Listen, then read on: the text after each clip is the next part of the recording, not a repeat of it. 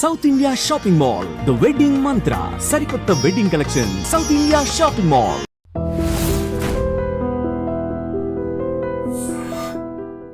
మన ఉద్దేశాలు, మన ఐడియాలజీ వేరే వ్యక్తుల్లో చూసినప్పుడు చాలా హ్యాపీగా అనిపిస్తుంటుంది. అండ్ మిమ్మల్ని చూస్తుంటే ఏదో మన ఇంట్లో మనిషి, మన మనిషి అన్న ఫీలింగ్ వస్తుంటుంది. ఇదేది ముఖస్తుతి కోసం చెప్తున్న మాట కాదు.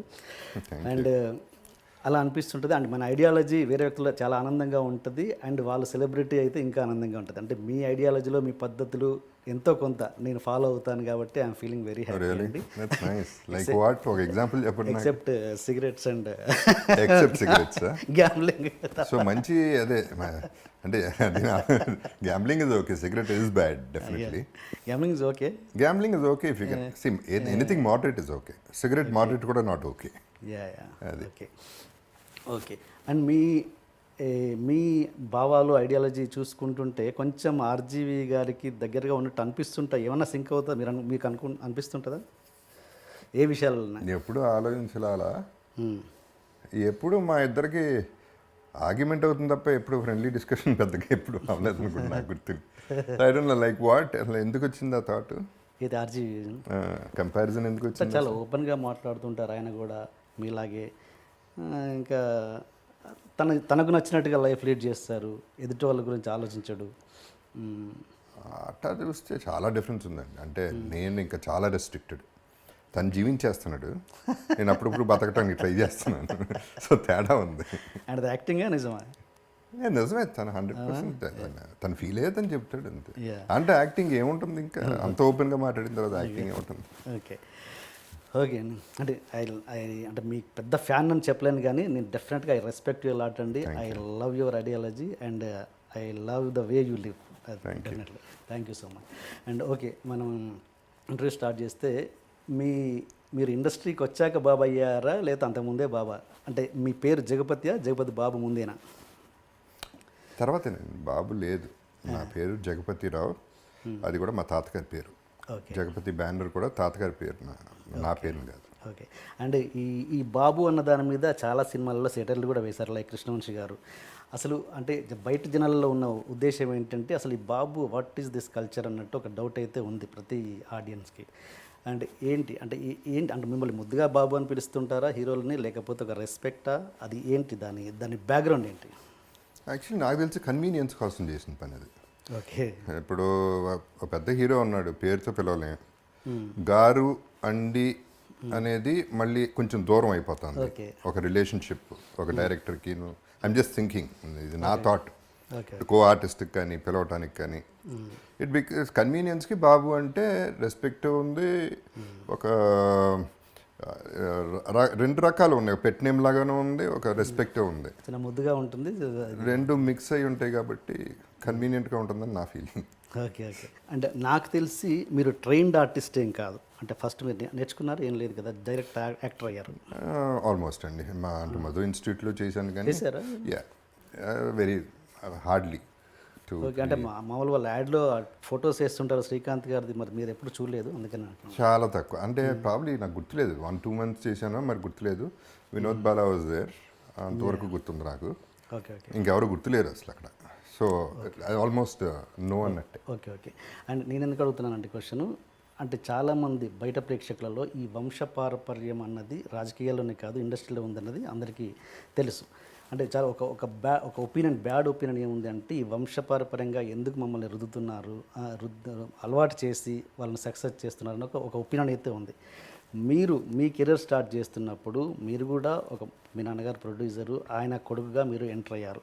మీ మీద మీ నటన చూసి బయట వాళ్ళు అలాంటి కామెంట్స్ ఏమన్నా చేసిన సందర్భాలు ఉన్నాయా మొదట్లో? ఇప్పుడు కాదు, డైరెక్ట్గా లేదండి. ఇప్పుడు ఒకటి ఏంటంటే ఇంట్రడక్షన్ వరకు నాన్నగారు ఉపయోగపడతారండి, ఆ తర్వాత ఎందుకు ఉపయోగపడతారు ఎవరైనా?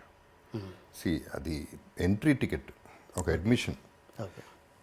It's simple entry. మాకేంటంటే జస్ట్ ఓకే మా అబ్బాయి పెట్టుకోండి, లేకపోతే నేను తీస్తా సినిమా అనేది ఎంట్రీ. వీసా, ఇప్పుడు పాస్పోర్ట్ వచ్చింది, బేసిక్లీ వీసా రాలా, సిటిజన్ అవ్వాలా. అప్పుడు సిటిజన్ మనం అవ్వాలి. There are people who failed also, there are so many examples. Star sons fail అయిన వాళ్ళు కూడా ఉన్నారు. అందరూ సక్సెస్ అవుతారని రూల్ ఏం లేదు. సో అది ట్యాగ్ వరకు పనికి వస్తుందండి అంతే. ఆ తర్వాత you have to succeed on your own. There is know the choice ఎవరికైనా సరే. మీ ఉద్దేశంలో మీరేమంటారు? జగపతి గారిని రుద్దితే ఇంతవరకు వచ్చారా, లేకపోతే తన టాలెంట్ తోటనే ఇంత వచ్చారని? First beginning stage I'm talking about the రుద్దితే అనేది అసలు అవుట్ ఆఫ్ క్వశ్చన్ అండి. సి ఇండస్ట్రీలో రుద్దటం, సొంతంగా డబ్బులుండి విపరీతంగా ఖర్చు పెట్టి ఎన్ని సినిమాలైనా తీద్దాం, పెద్ద డైరెక్టర్ని పెట్టి అంటే ఆ కెపాసిటీ ఉన్న వాళ్ళకి రుద్దటం అవుతుంది తప్ప నాలాంటి వాళ్ళకి రుద్దటం ఉండదు. ఎందుకంటే 2 సినిమాలు తీసి నాతో నాన్నగారు అయిపోయారు, టోటల్గా బ్యాంక్రప్ట్ అయిపోయారు. సో ఇంకా ఆయన తీసేది ఏం లేదు. ఇప్పుడు రెండో వాళ్ళు అంటారా, ఇట్స్ కంప్లీట్లీ ఇండస్ట్రీ అనేది దెర్ ఇస్ నో ఏమంటారు దాన్ని, మనాడు లేకపోతే మనాడు అంటే I'm not talking about caste అండి, టోటలీ అగెయిన్స్ట్ దాట్. అంటే పాపం తీసుకుందాం పైకి తీసుకొద్దాం అవన్నీ పెద్ద ఉండవు ఇక్కడ. బిజినెస్ అవుతుందా లేదా, కరెక్ట్గా డబ్బులు వస్తాయా రావా, 2 పాయింట్లు. డబ్బులు వస్తాయంటేనే అతనికి రెస్పెక్ట్, లేకపోతే రెస్పెక్ట్ లేదు. సినిమా ఉండదు, రెస్పెక్ట్ ఉన్నా లేకపోయినా. సినిమా అయితే ఇవ్వలేరు, ఇవ్వాలని ఇవ్వకూడదు కూడా. ఇట్ ఈస్ క్రోర్స్లో మంత్స్లో రొటేషన్, ఫ్యామిలీలు లేచిపోతాయి. It's not a joke. So you have to be on your own అండి.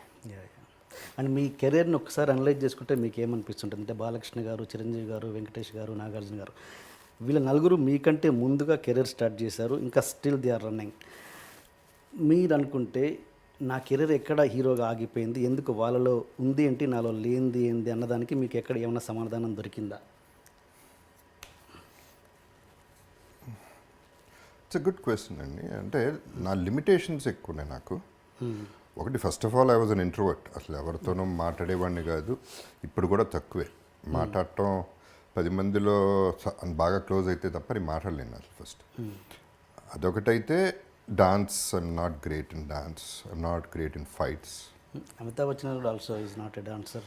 యా, అది ఇప్పుడు అట్ట తీసుకుంటే I'm super success today. Forget about hero అనేది ట్యాగ్. హీరోగా అగ్రీడ్ అయిపోయింది, నా మార్కెట్ అయిపోయింది అక్కడికి. But I'm doing much better. Will come to that later. But నా లిమిటేషన్స్ నాకున్నాయి. అండ్ నాకు అంటే ఇండస్ట్రీలో మెలిసి అందరినీ కలవటాలు, లేకపోతే అంటే జనరల్గా ఏంటంటే ఒక్కొక్కసారి మర్చిపోతాం మనం పలానాడు ఉన్నాడని.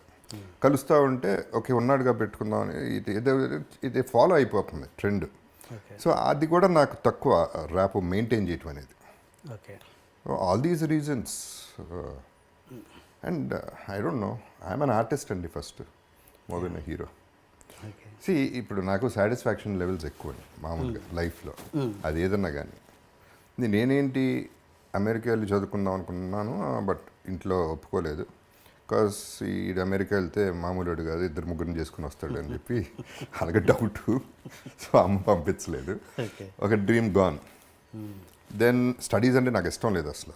నాకు చదువు అంటేనే పడదు. అంటే ఒక బంధించి రూమ్లో కూర్చోవాలి నువ్వు అంటే నేను కూర్చోలేను, నా క్యారెక్టర్ అది కాదు, నన్ను వదిలేయాలి. I'm a free bird. So చదువు పడదు, బిజినెస్ పనికిరాను, సినిమా అసలు ఇంట్రెస్టే లేదు నాకు, అసలు 100% ఇంట్రెస్ట్ లేదు. ఏంటి సినిమా నేను చేసేది, నేను అంత బాగుండనే, నేను సినిమా చేయటం ఏంటి, రాజేంద్ర ప్రసాద్ గారు అబ్బాయి కాబట్టి, సుబ్రహ్మణ్య రెడ్డి గారు, రవి కిషోర్ వీళ్ళందరూ అనేవారు చేయొచ్చు కదా బాగుంటాను అని. జోక్ అనుకునేవాడిని, సీరియస్గా తీసుకునేవాడిని, కానీ ఆశాలు వేస్తున్నారని అది వదిలేశాను. అది అబ్రప్ట్గా ఓవర్ నైట్ మళ్ళీ ఒక డ్రీమ్ వచ్చింది. ఒక డ్రీమ్ షాటర్ అయిపోయింది యూఎస్. ఇంకో డ్రీమ్ వచ్చింది, అది ఇంపాసిబుల్ డ్రీమ్ అయిపోయింది. అప్పుడు ఏమవుతుంది, when you think it is impossible and something possible is happen, already happen అయిపోయింది కదా. సో నా సాటిస్ఫాక్షన్ లెవెల్ అక్కడే వచ్చింది. అంటే చేశా, సాధించా. ఎందుకంటే ఆ హీరో అవ్వడానికి, ఆ ఒక సినిమా చేయడానికి రోజు ఏడ్చా రాత్రులు. ఒక్కడిని కూర్చుని ఏడ్చా, అయ్యో ఇది కూడా రాదు, ఇంకేంటి ఇంకా లైఫ్ లేదు అనే పద్ధతిలో ఒక లవర్ లాగా ఫీల్ అయిపోయాను. సో బట్ అది అయ్యింది. సో ఒక సినిమా కాదు, 130 సినిమాలు హీరోగా, 100 సినిమాలు హీరోగా చేశాను. So why should I be unhappy? Where did I see unhappy happy పక్కన పెడితే where did I lose? I'm not a loser. I would have been a loser. అక్కడ గివప్ చేసి నేను అయిపోయి రిటైర్ అయిపోయి, లేకపోతే ఒక తాగుబోతు అయిపోయి ఇంకోటి డిప్రెషన్లోకి వెళ్ళి ఉంటే I'm a loser. But I one back much more. So I think I'm an artist, so I'm acting. I'm not even a villain. I'm not an antagonist. I'm not a protagonist. I'm an actor. Jagapathi గారు ఎప్పుడు డిప్రెషన్లోకి వెళ్ళిపోలేదా తన లైఫ్లో? వెళ్ళానండి. డెఫినెట్గా ఒక అంటే total కెరియర్లో ఒక ఫోర్ టైమ్స్ అయి ఉండొచ్చు. ఓకే. ఫస్ట్ ఒక ప్రొడ్యూసర్ వీడు పనికిరాడు యాక్టర్ కింద అన్నప్పుడు ఒకటి, న్యాచురలీ నా వల్ల ఆస్తులు అమ్ముకోవాల్సి వచ్చింది నాన్నగారు, దట్ ఈస్ వన్. అది కూడా యాక్చువల్లీ నిజం చెప్పాలంటే ఎక్కువ ఫీల్ అవ్వాలి, అదేంటో ఫ్లోలో అట్లా అయిపోయింది. జనరల్గా నేను ఫ్లోలో తీసుకుంటాను, నేను టైం నమ్ముతాను, అది పద్ధతిలో తీసుకెళ్తుంది, ఏదైనా టైం అంటాను. ఇప్పుడు గుడ్ టైం రన్నింగ్, అందుకని బాగున్నాయి నా సినిమాలు. ఓకే. సో బ్యాడ్ టైం అప్పుడు బ్యాడ్ టైం రన్నింగ్, ఆ బ్యాడ్ టైం కూడా బ్యాడ్ టైం వస్తుంది, అది అప్పుడు బాగుంది, గుడ్ టైం వస్తుంది. ఓకే, ఇదే పొజిషన్లో నేను ఉండను, నేను వెళ్తాను ఇంకోటి వస్తాడు. సో ఇవన్నీ ఇక నడుస్తూనే ఉంటాయి లైఫ్లో, అన్నీ సీరియస్గా తీసుకుంటే కుదరదు. ఎప్పుడు ఐ ఫెల్ బ్యాడ్, టోటల్గా నేను బ్యాంక్రప్ట్ అయిపోయి అసలు ఏంటి నేను ఆస్తి మిగల్చలేదు ఎవరికి, అసలు ఎలా బతకాలి అనే పద్ధతిలో ఉన్నప్పుడు లాస్ట్ ఫ్యూ డేస్ 2011-2012 పీరియడ్లో I was in a very bad state okay. Of depression. In the sense అంత డిప్రెషన్ అంటే అందరికీ తెలిసేలా అంత డిప్రెషన్లో లేకపోతే ఇంకోటి కాదు, I use to feel bad అంతే. ఓకే. ఓకే. అంటే అంటే మనము మనుషులు పోయాక వాళ్ళ వాల్యూస్ తెలుస్తాయి కదా, వాళ్ళ వాల్యూ తెలుస్తుంది. అంటే వాళ్ళు ఉన్నప్పుడు ఇది చేస్తే బాగుండు, అది చేస్తే బాగుండు అని అనిపిస్తుంటుంది. ఫైనల్గా అప్పుడు చనిపోయాక రియలైజ్ అవుతుంటాం. అలా నాన్నగారి విషయంలో ఏమైనా రిగ్రెట్స్ ఉన్నాయా మీకు? ఫస్ట్ ఆఫ్ ఆల్ అండి, నాన్నగారితో ఇంటరాక్షన్ చాలా తక్కువ, వెరీ ఫ్రాంక్లీ.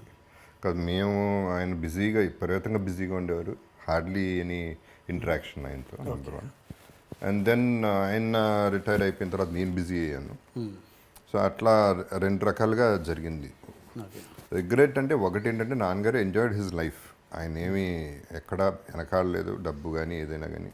సో ఆయన పద్ధతిలో ఆయన ఎంజాయ్ చేశారు. సో దట్ ఈస్ నో, ఒకటే న్యాచురలీ ఏంటంటే ఇవన్నీ కూడా చూసుంటే బాగుండేదని ఆశ ఉంటుంది, ఆశకి కూడా లిమిట్ లేదు. లెజెండ్ చూశారు చాలు, దట్ ఈస్ ఎనఫ్. ఏంటి అని reaction? It was very happy అండి. సి ఆయన వరి అల్లా నేనే, అదే. ఇక మూడోవాడు కూడా నాలాగా అయిపోయాడు, మొత్తం తగలబెట్టేస్తున్నాడు, ఎందుకు పనికిరాడు అనేది ఆయన వరి. ఓకే. ఆ వరి హీఈస్ ఓవర్కమ్. లెజెండ్తో అంత పెద్ద సక్సెస్ అయ్యేపాటికి ఆయనకి తృప్తి కలిగింది. సో తృప్తిగానే, నా వరకు కూడా తృప్తిగానే ఉన్నారు. ఓకే. నాలాగే అయిపోయాడు అంటే నాన్నగారు ఎన్ని సినిమాలు చేశారండి? ఒక ఆయన 33-34 చేశారు. అంటే చివరి టైంలో తెలియడం ఏంటి నాలాగే అయిపోయాడు అని? అంటే అలా చేశాడని ఎప్పుడు ఒకటి రెండు అంటే బ్యాడ్ బిజినెస్ మ్యాన్, డబ్బులు మేనేజ్మెంట్ లేదు, ఎవరికి పడితే వాళ్ళకి ఇచ్చేస్తాడు ఓకే. ఓకే. అనేది, మోసపోతాడు and all these things. Okay.